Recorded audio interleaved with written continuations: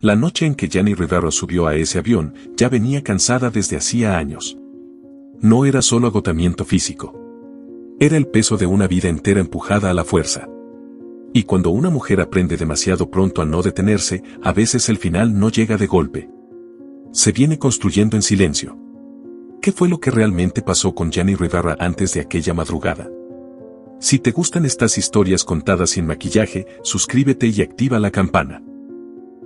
Aquí vamos a entrar donde casi siempre se quedan en la superficie. Porque para entender cómo terminó todo, primero hay que mirar de frente cómo empezó. Hoy vas a ver la otra cara de Jenni Rivera. No solo la estrella. No solo la voz. También a la mujer que cargó demasiado, durante demasiado tiempo, en una industria que primero la subestimó, luego la necesitó, y al final nunca terminó de explicarle al público todo lo que dejó atrás. Y antes de seguir, comenta desde donde nos ves. Jenni María Dolores Rivera Saavedra nació el 2 de julio de 1969 en Long Beach, California, en una familia numerosa, trabajadora, apretada por la necesidad y por esa sensación que conocen tantos hijos de migrantes, vivir entre dos mundos y no pertenecer del todo a ninguno. Era la quinta de 10 hermanos. 10. Eso no es un detalle. Eso define una casa, define el ruido, define la falta de espacio, define la manera en que un niño aprende a hacerse fuerte antes de tiempo. En esa casa el dinero no sobraba. Se estiraba. La comida alcanzaba porque alguien sabía hacerla alcanzar. La ropa se compartía. La privacidad casi no existía. Su madre, Rosa Saavedra, era la figura que sostenía todo sin volverlo espectáculo. Su padre, Pedro Rivera, tenía la música metida en la cabeza y en el pecho. Amaba ese mundo, pero eso no siempre se traduce en presencia real dentro del hogar. Jenni creció mirando esa combinación. Una madre que resolvía y un padre que orbitaba alrededor de su propia ambición. Ahí se sembró una idea peligrosa. Que las mujeres aguantan. Que las mujeres sacan adelante.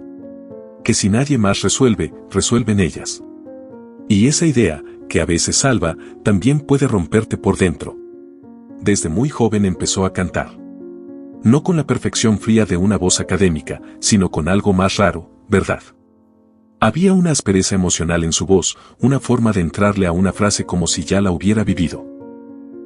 Y eso, aunque todavía nadie hablara de ella en grande, ya estaba ahí. Pero lo primero que le llegó no fue la gloria. Fue la adultez mal puesta. A los 15 años se casó con José Trinidad Marroquín. A esa edad muchas adolescentes apenas empiezan a imaginar su vida, ella ya estaba entrando a un matrimonio y convirtiéndose en madre. Su primera hija, Chiquis, llegó cuando Jenni todavía era una muchacha tratando de entenderse a sí misma. Ese primer gran giro no la llevó a una vida estable. La dejó, como a tantas otras, con más responsabilidades que opciones. Y ahí apareció uno de los patrones que marcó su historia. Cuando algo se derrumbaba, Jenni no se detenía a llorarlo mucho tiempo. Se acomodaba el dolor, se levantaba y seguía. Eso desde afuera parece admirable. Desde adentro desgasta. Si te está gustando este tipo de historias, deja tu like, porque lo que viene se pone más pesado. El momento en que dejó de ser solo una mujer luchando y empezó a convertirse en una amenaza para toda una industria. En los años 90, la música regional mexicana seguía siendo un territorio dominado por hombres. Ellos cantaban, decidían, producían, controlaban estaciones, contratos, palenques, promociones. Una mujer podía entrar, sí, pero con ciertas condiciones no escritas, no incomodar demasiado, no pedir demasiado, no salirse del molde. Jenni no estaba hecha para eso. Grabó sus primeros materiales con recursos limitados, bajo el entorno de cintas acuario, pero el camino no fue rápido ni limpio. Tocó en lugares pequeños, con equipos mediocres, frente a públicos que a veces ni sabían quién era. Cantó en clubes, en fiestas, en escenarios donde la mitad del trabajo consistía en hacer que voltearan a verla. Eso también forma a un artista. O lo endurece, o lo saca del juego. Lo suyo fue endurecerse. Según se fue reportando en esos años, una de las primeras veces que la radio respondió de verdad fue cuando un locutor puso una de sus canciones y empezaron a llamar mujeres preguntando por esa voz. No por una imagen. No por un escándalo. Por la voz. Porque lo que Jenny estaba haciendo no sonaba a fantasía romántica. Sonaba a bronca real, a traición, a dignidad herida, a coraje tragado por años. Ahí empezó a cambiar todo. Pero la industria no la recibió con aplausos. La toleró a regañadientes. La dejó entrar cuando ya no pudo ignorar que había un público enorme siguiéndola. Y eso importa. Porque Gianni Rivera no fue coronada por las grandes estructuras. Se fue imponiendo sola, a puro arrastre, a puro público, a puro concierto ganado. Mientras otros firmaban lo que les ponían enfrente, ella fue aprendiendo a revisar contratos, a entender cuánto valía una presentación, a no regalar su nombre. Ese detalle suele contarse poco, y sin embargo explica mucho. Jenny no solo quería cantar. Quería controlar lo que construía. Quería entender el negocio. Quería que no la manejaran. Y eso la volvió incómoda. Una artista que hace preguntas incomoda. Una artista que llega con abogados, que negocia, que sabe lo que vale, rompe el esquema. Y en un ambiente que por años funcionó explotando la ingenuidad o la urgencia de otros, una mujer así no caía bien. La respetaban, sí. Pero quererla, lo que se dice quererla, no siempre. El reconocimiento masivo fue llegando tarde, pero llegó. Discos, escenarios más grandes, televisión, proyectos propios, una marca cada vez más fuerte. Y detrás de ese ascenso había algo que la conectó con millones. Jenny no parecía estar interpretando el dolor de otras. Parecía estar contando el suyo. Ese fue su poder. Y también su condena. Porque cuando alguien convierte su herida en su lenguaje, el público lo siente. Pero esa misma persona muchas veces se queda sin un lugar privado donde bajar la guardia. Y en Jenny esa frontera casi nunca estuvo clara. El siguiente golpe llegó en su vida sentimental, donde parecía repetirse una historia vieja con distintos nombres. Su segundo matrimonio terminó. Luego vino Esteban Loaiza. Desde afuera, esa relación parecía la imagen perfecta de una mujer que por fin había llegado a una etapa distinta, éxito consolidado, fama enorme, una pareja conocida, la narrativa de que ahora sí las piezas estaban encajando. No encajaron. Lo que trascendió después fue la infidelidad de Loaiza y el modo en que ese quiebre se volvió público. Jenny no escondió el dolor detrás de un comunicado elegante. Lo habló. Lo enfrentó. Lo dejó ver. Y eso, en vez de provocar empatía limpia, alimentó el apetito de los medios por consumir su sufrimiento como contenido.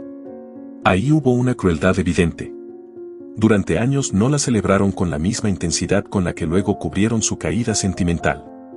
Su éxito incomodaba, su dolor entretenía. Y esa es una diferencia brutal. El problema es que Jenny no parecía saber vivir a medias. Si estaba rota, lo mostraba. Si estaba furiosa, lo cantaba. Si algo la había herido, no fingía estar intacta. Eso la hizo auténtica para el público. Pero también la fue dejando expuesta, sin demasiada protección emocional, mientras seguía trabajando al mismo ritmo. Y lo siguiente se puso peor. Para entonces ya no hablamos solo de una cantante en la cima. Hablamos de una mujer que cargaba simultáneamente conciertos, negocios, televisión, decisiones familiares, tensiones personales, pleitos sentimentales, presión pública y el peso de ser Gianni Rivera en todo lugar al que llegaba. Personas cercanas a ella, según se dijo en entrevistas y declaraciones posteriores, notaban agotamiento. No una tristeza melodramática. No una imagen de colapso escandaloso. Más bien otra cosa, una mujer exhausta que seguía funcionando. Que seguía llegando. Que seguía respondiendo. Ese tipo de cansancio es más peligroso, porque no siempre se ve desde afuera. Jenny no proyectaba fragilidad. Proyectaba aguante. Y cuando alguien te ha vendido al mundo como símbolo de fuerza, hasta tus momentos de desgaste se reinterpretan como parte de tu carácter. Se normalizan. Se minimizan. Se dejan pasar. En 2012 todavía seguía en marcha. Su nombre pesaba muchísimo dentro del regional mexicano. Ya no era la promesa. Era la figura. Había construido un imperio que incluía música, imagen, negocios y una conexión emocional con su audiencia que pocas artistas han tenido. A sus 43 años estaba en una etapa donde todavía podía crecer más. Eso hace más duro lo que vino después. Si llegaste hasta aquí, comenta sigo, porque entramos a la parte que más preguntas dejó y la que todavía sigue dividiendo a quienes recuerdan esa historia. El 8 de diciembre de 2012, Jenni Rivera dio un concierto en Monterrey, en un evento benéfico contra la violencia hacia las mujeres. Hay algo casi insoportable en esa escena cuando se mira a la distancia. Una mujer que construyó parte de su legado cantando sobre humillación, abandono, engaño y dignidad femenina, cerrando la noche en un evento con esa causa, sin saber que eran sus últimas horas. Después del show vino la decisión del traslado. En la madrugada del 9 de diciembre abordó un Learjet 25 con rumbo a Toluca. A bordo iban también miembros de su equipo, además de la tripulación. Lo que la investigación oficial terminó señalando apuntó a pérdida de control de la aeronave, factores operacionales y una combinación de elementos que desembocaron en el accidente. Esa es la versión conocida.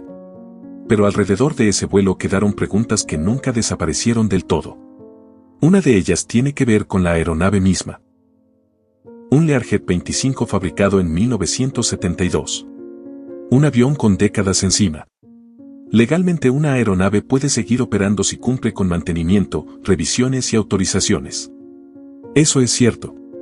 Pero la pregunta pública no se apagó, ¿cómo estaba exactamente ese aparato? ¿Qué revisión llevaba? ¿Bajo qué condiciones salió? ¿Qué tanto se valoró el riesgo real de ese viaje en esa madrugada? No es necesario inventar una conspiración para admitir que hubo dudas.